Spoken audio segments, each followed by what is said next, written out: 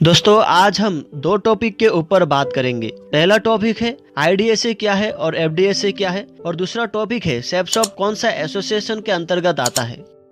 दोस्तों जब हम प्लान के लिए जाते हैं तो कभी कभी ऐसे व्यक्ति से सामना हो जाता है जो हमसे यह सवाल पूछता है, क्या आपके कंपनी आईडीएसए के अंतर्गत है, क्या आपके कंपनी एफडीएसए के अंतर्गत है।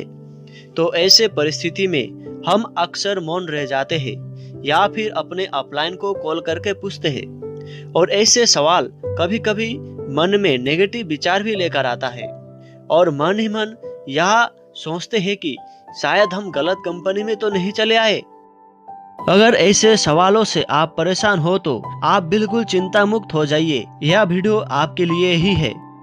सेफसॉफ्ट कौन सा एसोसिएशन के अंतर्गत आता है, इस चीज को जानने से पहले आईडीएसए और एफडीएसए क्या है इस चीज को जान लेते हैं। अगर इस चीज को नहीं जानेंगे तो मन में कुछ सवाल फिर से रह सकता है।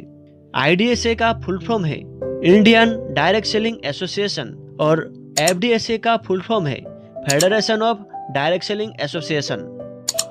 कोई व्यक्ति आपको अपने कंपनी के बारे में बताते हुए गर्व से कह सकता है, हमारा कंपनी तो आईडीएसए के अंतर्गत काम करता है। तो इस बात से आप घबराए मत। आईडीएसए विदेशी डायरेक्ट सेलिंग कंपनी द्वारा निर्मित एक संस्था है जिसमें इंडियन नाम दिया गया है, हालांकि यह इंडियन संस्था नहीं है। आईडीएसए या एफडीएसए दोनों ही गवर्नमेंट की एसोसिएशन नहीं है। यह दोनों ही डायरेक्ट सेलिंग पॉलिसीज बनाने वाले एसोसिएशन के बीच में इंटरफेस का काम करता है।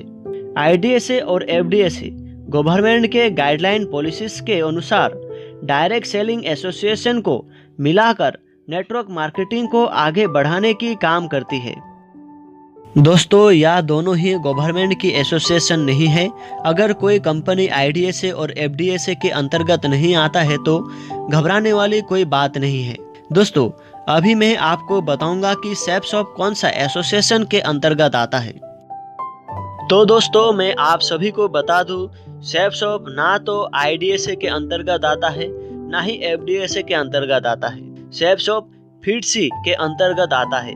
फिटसी यानी कि federation of Indian direct selling industry. FIDSI का इस्टेब्लिश हुआ 2017 में और फिटसी के अंतर्गत 20+ कंपनी काम कर रही है।